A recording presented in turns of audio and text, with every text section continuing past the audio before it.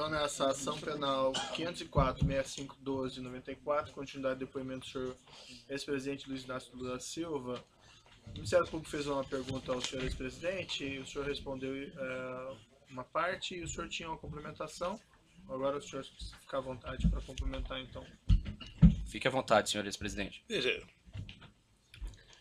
toda a agenda que está aqui, eu parto do pressuposto que tem acontecido. Agora, pode não ter acontecido por desmarcação de audiência da agenda dele ou minha. Né? Como eu quero crer que não houve demarcação, eu estou dizendo isso. Perfeito. Vou prosseguir, então, que é a última pergunta especificamente sobre essas marcações na agenda do senhor. Também foi juntado no evento 724, anexo 9, registros de contatos telefônicos no dia 28 de outubro de 2014, 3 de novembro de 2014, 7 de novembro de 2014, entre o senhor Léo Pinheiro e o senhor Paulo Okamoto. Em seguida, no dia 10 de novembro de 2014, consta a marcação de reunião entre o senhor e o senhor Léo Pinheiro. O senhor, de fato, encontrou com o senhor Léo Pinheiro nessa data? Eu, sinceramente, não sei. Primeiro, o telefonema com relação ao Léo e ao Paulo Okamoto, os dois são vivos, pode perguntar para eles. Com relação ao que eu encontrei para o Léo, eu vou repetir a mesma coisa. Eu parto do pressuposto que, se está na minha agenda, eu posso ter encontrado e posso não ter encontrado, sabe? Nessa oportunidade, o senhor tratou com ele a respeito do triplex? Não. Eu vou repetir outra vez, para ficar consagrado.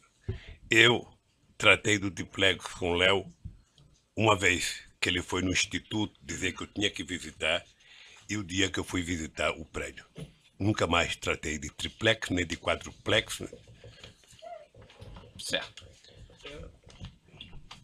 O senhor mencionou que mesmo após ter visitado em fevereiro de 14 o triplex, o senhor não comunicou que não tinha interesse mais no triplex para nenhum empregado da OAS, ou diretor da OAS. É fato isso? Procurador, eu não tinha contato com diretores da OAS. Mas aí então o senhor não comunicou? Não. Aí eu pergunto ao senhor, considerando que algumas das visitas aqui apontadas pelo Dr. Júlio Noronha são exatamente dias após as visitas que foram efetuadas ao triplex, seja pelo senhor, seja por sua falecida esposa e filho, o senhor não mesmo assim o senhor não aproveitou esses contatos pessoais para falar que não tinha interesse? Não, procurador, apenas não são dias depois. Eu visitei o tal do triplex em fevereiro de 2014. Você está falando de dezembro de 2014. Não são dias, são quase um ano de diferença. Então vamos lá.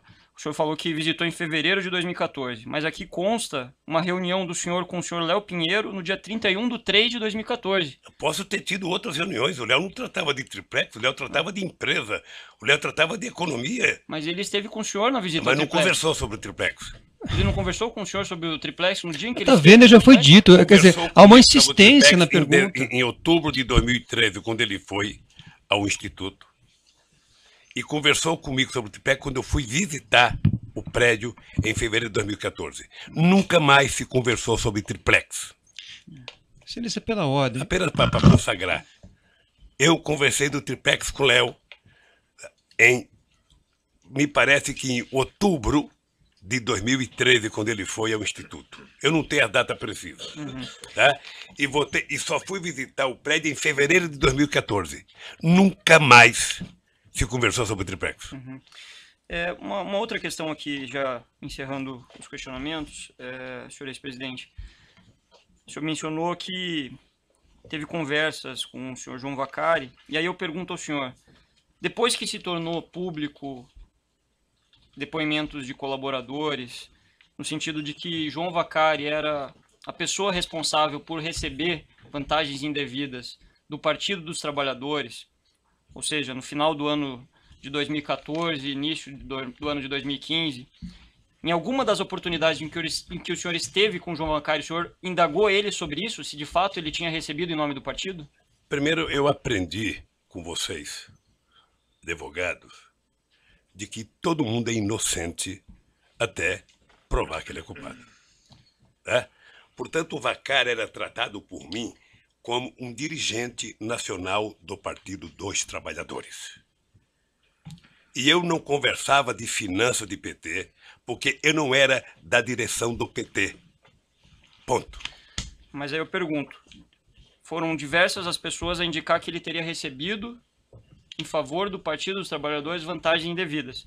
O senhor não perguntou se era verdade os fatos, independente do julgamento ou não? O senhor não perguntou se de fato aqueles fatos... Ele sempre negou. Ele sempre negou.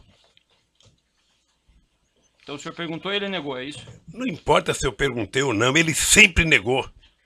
Negou pela imprensa, negou publicamente, negou em conta do PT. Estou perguntando especificamente se o senhor conversou com ele sobre isso.